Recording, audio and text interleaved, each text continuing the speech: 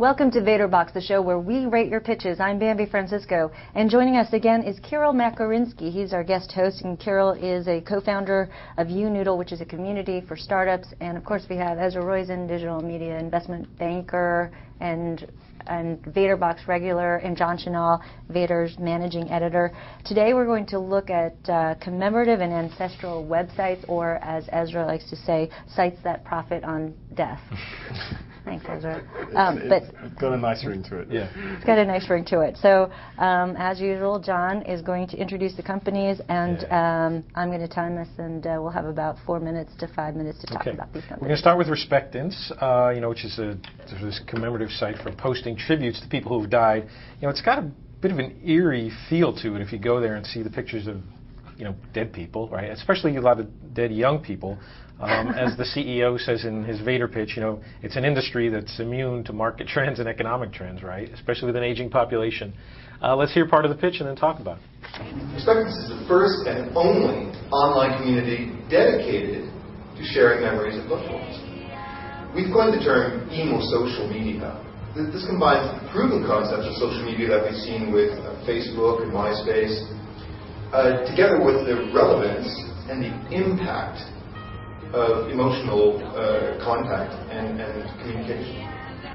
Okay, I think that's enough. Yeah, I mean, this is, as I said, just a little bit of an eerie feel going on, and I mean, I have a feeling this may turn into something. I'm not going to know if it's going to be successful, right? But there's a lot of social networking sites where people go to talk about all kind of stuff. Is there enough of a demand for a site that specifically focuses on death and tribute? I don't know. But when I went on there, they had a little news item about.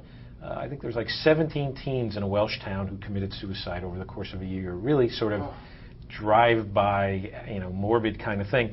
And I wonder if that might be, given the way that human nature is, that people might sort of be interested in that. I don't know, and it might take off. It might have more traffic than that inspirational network because people prefer that type of news over. I think on one hand, I think first off, there is a market. There is an outpouring of feeling when people pass, and I think that there's a place for that on sort of a unique basis. I don't know how much the portal end of it is going to be something that's well trafficked and that people want to go and cruise. Maybe they will, but I do believe from a sort of entry point of the person, there absolutely is a specific way of remembering people. It's different than something you accomplish on MySpace or Facebook. If they have the workflow nailed of how people go in and collect memories and collect tributes and can sort of leverage that outpouring of emotion when someone dies, I believe there is a market and an opportunity for that. I think that's what he meant when he said emo social media.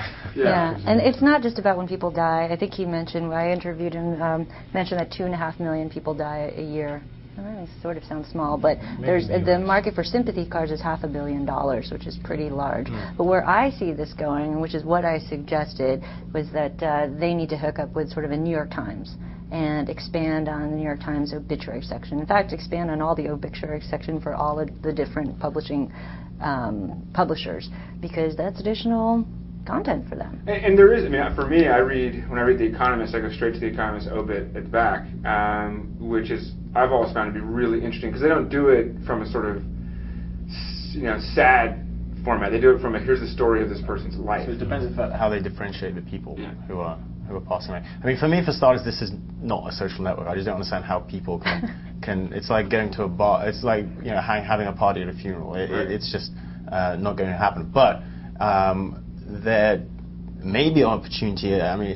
What's definitely not out there is a place where anyone who's known that person can outpour everything they've known or heard or wanted to say about that person, which happens to a certain extent in other social networks, but it's kind of inappropriate at Facebook and MySpace. People meet other people in funerals, I'm sure, at funerals. But I think the idea here is you create a piece of content, you create, the business, supposed to be, sort of utilitarian about the business model. You create a site, there's an outpouring for a relatively short period of time, and now it's out there, and I guess when people come and search or later on, there's a large amount of indexed content. If you have 1 million people, I'm sure they can probably figure out a way to basically create an largely advertising-based model on people looking up people and finding information about them, maybe people who have passed. But still, there's probably a way you can run that out as a business model and it can sustain. I'm sure they've been able to sort of convince themselves of that anyway. I don't know how big it gets, but it has the feeling of a smaller, more niche product. A small ad-based. Yeah. I'm not so sure, because if you think about it, somebody dies, there's an outpouring of grief, like you said, but it's really, it's not just a one-time event, but it sort of fades a little bit. So why are those people?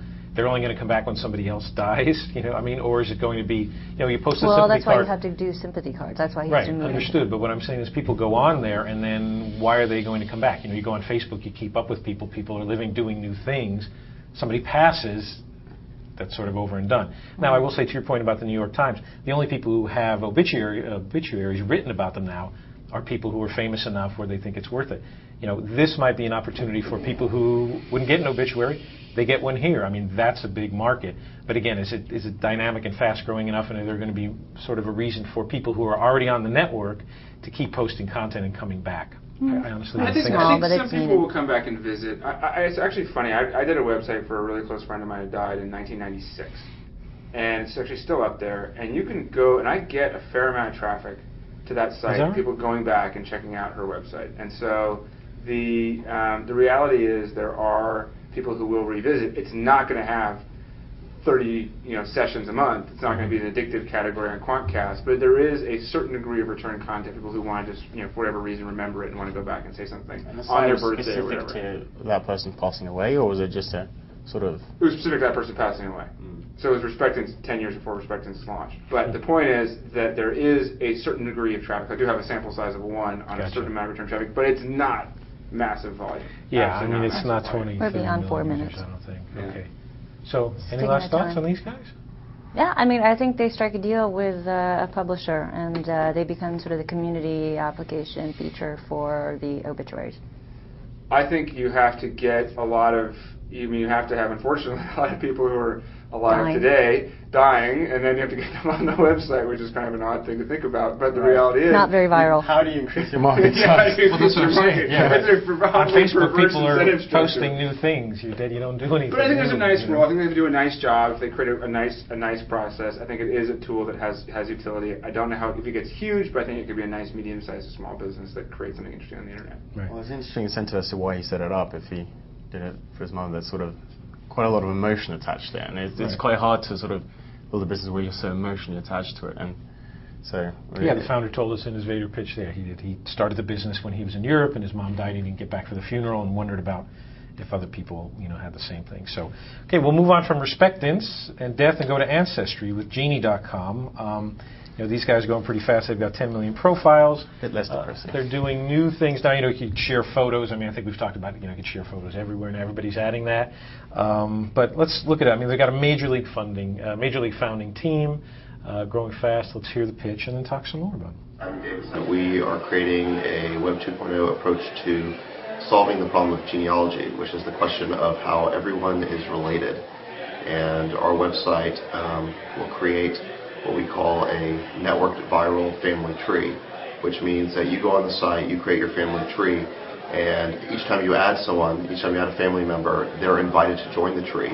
And when they click a link in the email, they'll come to the site, and now it's presented from their point of view, and they can add their relatives. And our goal is to get essentially everyone in the world to map themselves on this family tree. Okay, so like we said, big league founding team. We should disclose too, I think Peter Thiel's Founders Fund is a backer, also a backer of Vator TV. If you think about it, big market, growing market. You want to connect with your own family members. In October, I think Ancestry.com sold a majority stake for about $300 million. So these guys have 10 million users when that was done. Big market, potential for big valuation there. I think the rough statistic is 99.9% of people after they retire go and do their genealogy homework for a few years. So I think there's a huge market of people out there who just love this stuff. I don't know. I mean, it just seems like everybody goes out and does genealogy stuff. So there's a great site. I was on the site for a while. I guess I'm still on it. And some family member emailed me. I got in there, went in there, added a few people.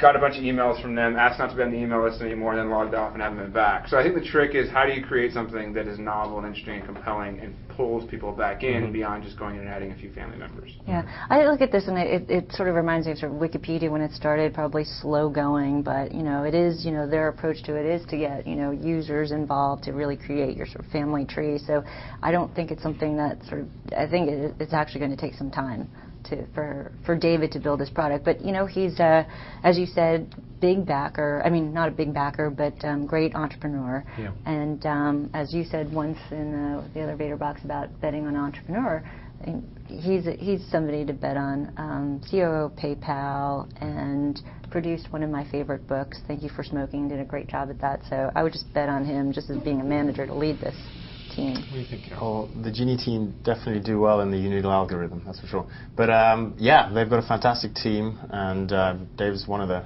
best, specifically one of the best product guys out there right now in the Valley, and they've certainly created an incredible product. And you're right, it's sort of something that everyone's heard of in the Valley, and they've mapped more than 10 million profiles. So the big thing is, and they released recently a couple of a few new features trying to get that stickiness up, with equivalent of a news feed, and trying to get updates on the family. And I think they're only, correct me if I'm wrong, about 100K visits a day, which they need to increase. I mean, yeah, and there's a lot of competition out there. I mean, there's myheritage.com is out there. The French rip-offs, the German. Well, the funny thing is, we were looking at Respectance, and as I was looking at Ancestry.com, which is probably one of the number one, probably the leading genealogy site, you could see that they have, they're selling tons of products like scrapbooks and software to track your genealogy or your ancestry or your ancestors, and you could sort of seeing the two of them somewhat morphing the Respectance model, which is probably going to try to sell sympathy cards, and this model where Geni will start selling scrapbooks or cards or stuff. I would say there's a horizontal vertical thing. I mean, my understanding of people who do the genealogy stuff is it's actually mostly a back-in-time search, not a horizontal thing, which I found with Geni.com is you went and you mapped all your friends and your cousins and your sisters and your brothers and so on and so forth. But what people actually spend their time on in genealogy stuff is trying to go back into records and going back to the Mormons, who have, I guess, kept great records in the U.S., and they go to Ireland, and they go way back. And so I think the question is, can these guys help enable that visibility into the murkiness of where you came from, not the sort of one tier of who you're related to sort of on your current or past couple of generations. So Wikipedia. Yeah, because people don't need another way really to communicate with their family. You've got email, you've got social networks and stuff. Right, but what if they could do, like you said, the real sort of thing that drives people on Ancestry.com is find out about my heritage, find out who was back there. That's something you can't just do anywhere else. So that could be a real driver for traffic. I think if this could be the Wikipedia for ancestors or families, I think that would be great. Just type in somebody's name, you just create a profile of a person, and then have other people connect to them. I mean, I think that would be very, very useful. Or you could have like a fuzzy logic algorithm that say you might be related to this person. I think that could be. There's a lot of things you could do to create really interesting, compelling tools and content that could get people interested in finding other people, and also demystifying their past, which I think would be. You see like lots of lawsuits or legal stuff like, well, you are my father. Any other thoughts I see on the iTunes phone that we're getting close to the end of time? Carol, did you have anything else on these guys? Or? Well, I think that they just need to keep driving distribution, which they're doing well, and keep increasing their usage. They definitely worked out on the distribution side, but need to keep trying to map that social network, because fundamentally that's what they want to do. So, but I see a lot of cool tools there, and I see a lot of very high value add services that they can tap into, which is specifically around births and deaths. Yeah. So maybe Respectance can. Maybe they'll do a roll up Respectance and Geni, so you get through the whole cycle. I think that would be a good deal for Respectance. And babycenter.com, you get all three together. You've got the whole system. Birth to death. Yeah.